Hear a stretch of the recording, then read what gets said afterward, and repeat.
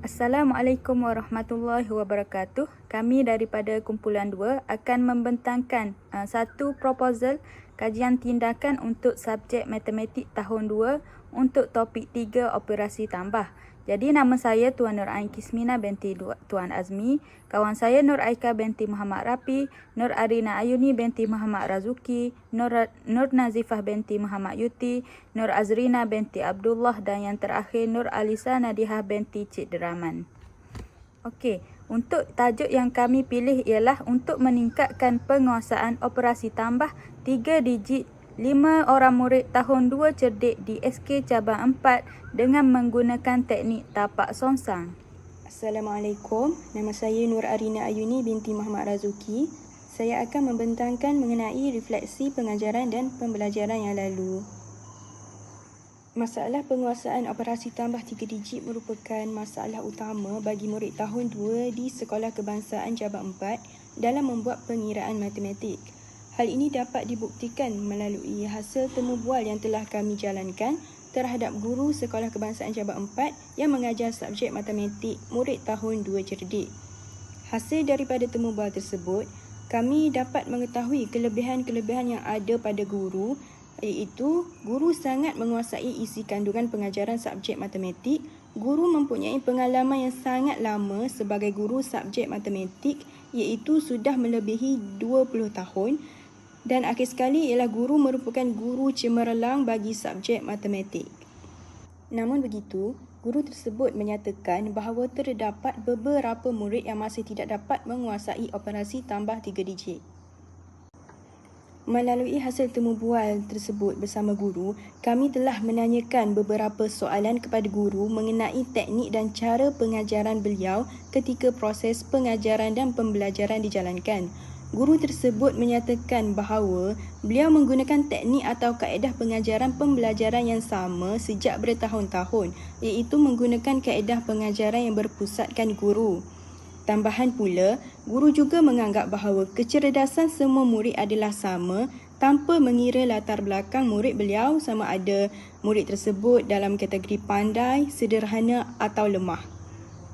Hal ini demikian kerana sebelum ini beliau mengajar murid-murid kelas pertama, iaitu murid-murid cemerlang dalam pelajaran. Namun apabila beliau mengajar menggunakan teknik atau kaedah yang sama semasa mengajar kelas yang mempunyai murid yang kurang cemerlang dalam pelajaran, murid-murid tersebut tidak dapat mengikuti sesi pengajaran dan pembelajaran yang berlangsung.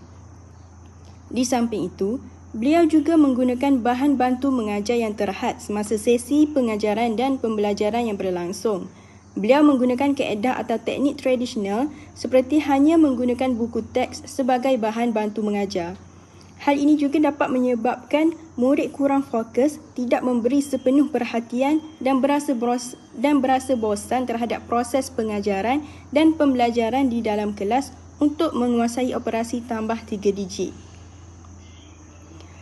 Seterusnya, guru juga menyatakan bahawa beliau tidak mempunyai masa yang cukup untuk mengajar murid-murid yang tidak dapat menguasai operasi tambah 3 digit ini, supaya mereka betul-betul memahami dan menguasai operasi tambah 3 digit. Hal ini kerana guru menyatakan bahawa beliau terlalu mengejar silibus tanpa mempedulikan tahap kefahaman murid terhadap topik pembelajaran yang telah diajar. Hal ini menyebabkan murid ketinggalan dalam pembelajaran kerana murid tidak dapat menguasai topik pembelajaran tersebut. Seterusnya, guru juga menyatakan bahawa terdapat beberapa faktor yang membuatkan beberapa murid di dalam kelas gagal untuk menguasai operasi tambah 3 digit. Antaranya ialah murid tidak pandai menyusun kedudukan nombor mengikut nilai tempat dengan betul semasa pengiraan operasi tambah 3 digit. Hal ini kerana murid tersebut sukar dan keliru untuk membuat pengiraan bagi operasi tambah 3 digit yang melibatkan nilai tempat berbeza seperti sah, puluh dan ratus. Sebagai contoh, guru menyatakan bahawa semasa proses pengajaran dan pembelajaran di dalam kelas berlangsung, murid telah diberi soalan hasil tambah 3 digit dengan 2 digit dan keputusannya beberapa murid salah meletakkan kedudukan nilai tempat sah, puluh dan ratus yang membuatkan jalan pengiraan operasi tambah tersebut salah. Tambahan pula, guru juga menyatakan bahawa murid tidak memberi sepenuh perhatian dan bersikap sambil lewa semasa guru sedang mengajar. Hal ini dikatakan kerana mereka suka bermain sesama mereka ketika proses pengajaran dan pembelajaran berjalan. Apabila guru menegur, mereka hanya fokus untuk seketika dan mereka akan kembali bermain sesama mereka. Faktor lain yang telah dinyatakan oleh guru melalui temu bual tersebut ialah latar belakang keluarga murid. Hal ini dikatakan demikian kerana ibu bapa murid tersebut tidak mempunyai pengetahuan asas kerana ibu bapa mereka tidak berpendidikan tinggi. Guru mengatakan sedemikian kerana apabila beliau memberikan kerja rumah, murid tersebut tidak dapat menyiapkannya dan murid tersebut memberitahu guru bahawa tidak ada yang dapat membantu mereka untuk mengajar mereka. Lebih-lebih lagi, ibu bapa murid juga terlalu sibuk sehingga tidak dapat memantau dan membantu dalam pembelajaran anak-anak mereka. Apabila mereka ingin bertanya, ibu bapa mereka tidak sempat untuk meluangkan masa untuk mengajar anak-anak mereka akibat tuntutan kerja yang menyebabkan anak-anak malas untuk mengulang kaji dan sebagainya kerana tidak ada yang dapat membantu dan memberi semangat kepada mereka. Assalamualaikum, nama saya Nur Aika binti Muhammad Rafi. Saya akan menyatakan tentang fokus kajian dalam kajian tindakan kami, iaitu kami telah memilih kemahiran di mana fokus kajian kami di mana kemahiran dalam operasi tambah merupakan asas penting kepada subjek matematik, di mana pelajar perlu mahir dalam pengiraan dalam operasi tambah untuk memudahkan mereka menguasai topik lain. Masalah utama kajian ini adalah 5 orang murid tahun 2 cerdik di SK cabang 4 Tumpat yang tidak dapat menguasai kemahiran operasi tambah bagi 3 digit. Punca utama murid-murid ini tidak dapat menguasai operasi tambah 3 digit ialah mereka tidak tahu untuk menyusun digit-digit dalam operasi tambah dengan betul dan tidak mahir dalam membuat pengiraan yang betul. Maka, teknik baru dicipta untuk membantu mereka mengatasi masalah tersebut. Teknik baru yang digunakan oleh kami adalah teknik tapak songsang yang dapat membantu mereka menyusun setiap digit mengikut urutan yang betul. Seterusnya, formula untuk membantu murid membuat pengiraan dengan betul juga akan digunakan oleh kami. Harapan kami adalah hasil analisis data akan dapat membantu mereka untuk mengenal pasti akan membantu sama ada intervensi dijalankan oleh kami ini dapat meningkatkan penguasaan murid terhadap operasi tambah 3 digit. Seterusnya adalah objektif umum, di mana objektif kajian ini secara umumnya untuk meningkatkan penguasaan operasi tambah 3 digit bagi 5 orang murid 2 cerdik di SK cabang 4 Tumpat bagi memudahkan mereka membuat pengiraan dalam subjek matematik dengan membantu mereka mengenal kedudukan sebenar setiap digit semasa melakukan operasi tambah serta membantu mereka membuat pengiraan dengan cepat dan mudah dengan menggunakan teknik tapak songsang. Dengan adanya teknik ini diharapkan 5 orang murid tahun 2 cerdik ini yang telah dipilih oleh kami mampu menyelesaikan operasi tambah 3 digit dengan mudah dan dalam masa yang sama dapat menambah minat mereka terhadap subjek matematik. Okey, bagi objektif khusus kajian, kami telah memilih 3 objektif khusus kajian adalah yang pertama untuk memastikan 100% murid tahun 2 cerdik di SK cabang 4 Tumpat dapat mengenal pasti kedudukan yang betul bagi digit-digit dalam operasi tambah menggunakan teknik tapak songsang. Yang kedua adalah untuk memastikan 100% murid tahun 2 cerdik lulus dalam ujian operasi tambah 3 digit setelah menggunakan teknik tapak songsang. Yang ketiga adalah untuk meningkatkan minat 5 orang murid tahun 2 cerdik terhadap operasi tambah dan mata pelajaran matematik setelah menggunakan teknik tapak songsang. Okey, seterusnya ialah kumpulan sasaran.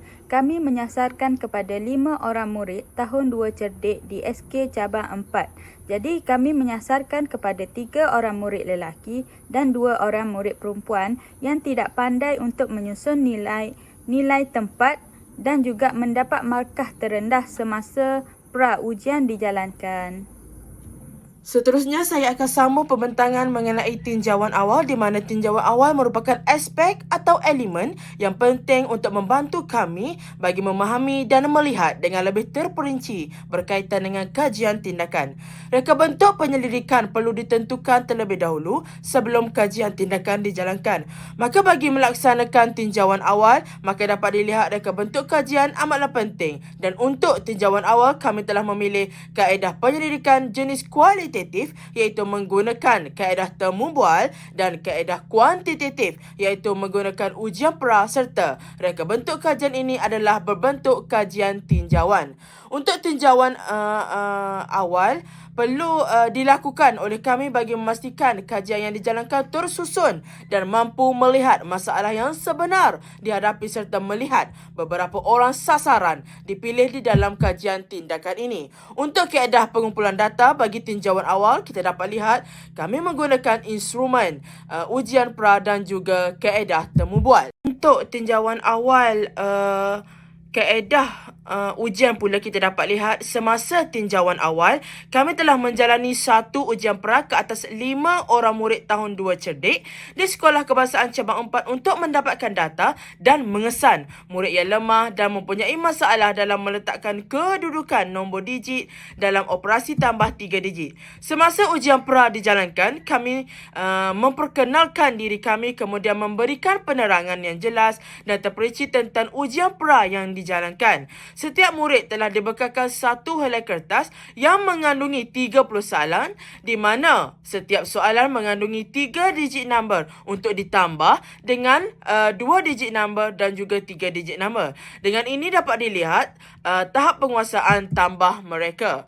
Selepas selesai menjawab semua soalan, kertas soalan yang diberikan akan dikutip dan tidak akan dibincangkan jawapannya kerana kertas soalan ini akan digunakan dan akan dijawab oleh mereka dengan menggunakan teknik tapak songsang yang diperkenalkan. Hasil daripada ujian pra yang dijalankan, maka kami mendapati sememangnya 5 orang murid iaitu 3 orang murid lelaki dan 2 orang murid perempuan mengalami masalah untuk menyusun kedudukan nombor digit dalam operasi tambah. Di sini kita dapat lihat di sebelah kanan itu merupakan soalan yang digunakan di dalam ujian pra bagi tinjauan awal. Seterusnya, selepas ujian pra dijalankan, maka kami menjalankan temu bual ke atas 5 orang murid tahun 2 cerdik yang dipilih sebagai sasaran. Di dalam proses temu bual, sasaran dipilih dan memberikan respon dan jawapan terhadap soalan yang ditanya oleh kami. Kami menerima semua jawapan yang diberikan oleh sasaran dan kami tidak menilai jawapan itu sama ada jawapan itu betul ataupun sebaliknya. Malahan berdasarkan jawapan yang diberikan, maka kami akan berbincang untuk mencari jalan, mencari inisiatif yang sesuai. Jadi proses temu bual ini melibatkan kami sendiri bersemuka dengan 5 orang sasaran murid tahun 2 cerdik dan mendengar dengan teliti serta merekod respon-respon 5 orang murid tahun 2 cerdik kepada soalan yang diajukan kepada mereka. Maka di sini saya menceritakan langkah-langkah bagi proses temu bual sasaran, di mana langkah yang pertama persediaan temu bual sasaran, kedua mengendalikan temu bual sasaran dan selepas temu bual. Jadi untuk persediaan temu bual sasaran, kami telah membina beberapa protokol soalan terlebih dahulu dan kemudian membawa beberapa protokol soalan yang telah dipersetujui untuk ditanya kepada mereka. Jadi protokol soalan yang diberikan adalah berbentuk terbuka di mana memerlukan sasaran tersebut memberi penerangan dan bukannya sekadar jawapan ya ataupun tidak. Maka mereka bebas untuk memberikan pendapat dan pandangan mereka masing-masing. Jadi untuk sesi temu bual juga dirakam dengan melalui pita video dan juga audio. Kemudian kami telah membahagikan beberapa tugas di mana seorang akan membacakan protokol soalan dan mengendalikan temu bual. Manakala 2 orang lagi untuk mencatat jawapan yang diberikan oleh kelima-lima sasaran. Seorang lagi mengambil video dan seorang lagi mengambil audio, manakala seorang lagi akan memastikan perjalanan temu bual itu berjalan dengan lancar. Untuk mengendalikan temu bual sasaran pula, kita dapat lihat bahawa kami sekali lagi memperkenalkan diri dan juga memastikan kelima-lima sasaran berasa selesa dengan kami. Kami kemudiannya mengatakan bahawa tujuan temu bual ini dijalankan dan menerangkan bagaimana proses temu bual ini berlaku. Kami juga mengatakan bahawa temu bual ini adalah tiada jawapan betul ataupun salah dan juga kelima-lima sasaran boleh berpeluang untuk memberi pandangan dan juga pendapat atas jawapan tanpa perlu risau dan juga tanpa perlu ada orang kata macam skema jawapan. Jadi sesi temu bual juga berjalan lancar dan semasa sesi temu bual kami berinteraksi dengan murid tersebut dan juga kami mengelak dan juga memberi komen terhadap jawapan mereka serta mengelak serta berwaspada supaya tidak bertanyakan soalan yang sensitif atau menyentuh peribadi murid tersebut. Jadi selepas temu bual, selepas berlangsungnya temu bual, kami mengadakan perbincangan antara ahli kumpulan kami dan kami mengimbas kembali maklumat dan jawapan yang diperolehi daripada 5 orang murid tahun 2 cerdik. Okey, berdasarkan analisis keputusan tinjauan awal yang dijalankan, kita dapat lihat di dalam jadual yang saya nyatakan. Berdasarkan dapatan daripada keputusan ujian pra terhadap 5 orang murid tahun 2 cerdik menunjukkan bahawa kelima-lima mereka tidak dapat menjawab soalan yang diberikan dengan mendapat markah yang penuh. Seorang daripada 5 orang murid mendapat 15 markah, manakala 3 orang murid mendapat 10 markah dan seorang murid pula mendapat 5 markah sahaja. Ini menunjukkan bahawa kelima-lima mereka tidak dapat menjawab soalan pra dengan betul dalam operasi tambah 3 digit. Dapatan ini menunjukkan bahawa kelima-lima mereka sememangnya mempunyai masalah dalam menguasai operasi tambah 3 digit. Maka untuk kita dapat lihat untuk analisis keputusan temu bual pula, berdasarkan temu bual ke atas kelima orang murid tahun 2 cerdik, didapati bahawa 4 daripada 5 orang mengatakan bahawa mereka tidak tahu untuk membuat susunan nombor semasa membuat kiraan 3 digit dan seterusnya. Kami juga mendapati kelima-lima orang murid menyatakan bahawa mereka sukar untuk membuat pengiraan yang betul dan berikut merupakan adalah sebahagian daripada jawapan ataupun respon yang diberikan oleh mereka, iaitu kod jawapan mereka ialah susahlah membuat pengiraan ini, saya selalu salah susun kedudukan nombor, saya tidak tahu macam mana nak menyusun nombor. Jadi itu saja daripada tinjauan awal. Saya serahkan kepada sahabat saya untuk meneruskan perbincangan. Bagi aktiviti 1, guru akan memperkenalkan teknik tapak songsang kepada murid dan menjelaskan bahawa teknik ini dapat membantu memudahkan murid membuat pengiraan bagi operasi tambah 3 digit.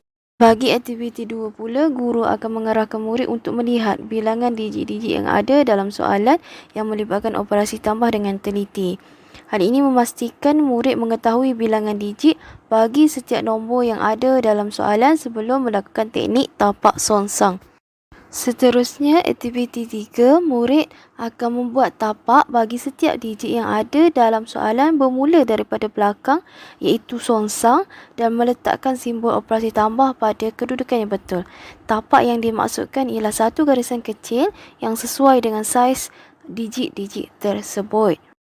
Kita bergerak kepada aktiviti 4 iaitu setelah selesai membuat tapak, murid akan menulis atau menyusun setiap digit di atas tapak yang disediakan. Digit-digit ini juga akan ditulis bermula daripada belakang iaitu songsang mengikut soalan yang diberikan. Aktiviti 5, setelah murid berjaya menyusun setiap digit pada kedudukan yang tepat, maka mereka boleh membuat pengiraan mengikut teknik yang biasa diajar oleh guru sebelum ini seperti biasa. Okey, yang seterusnya ialah cadangan penilaian. Kami bercadang untuk membuat temu bual dan juga ujian pos. Untuk temu bual, kami akan melihat tahap perbezaan penguasaan murid sebelum dan juga selepas intervensi tapak songsang dijalankan. Jadi kami juga akan membina dan juga menyediakan protokol soalan temu bual dan juga akan menyediakan protokol soalan yang berbentuk terbuka untuk menyenangkan murid untuk menjawab dengan bebas. Dan juga kami akan menerangkan proses temu bual seperti sebelum ini yang dijalankan semasa tinjauan awal.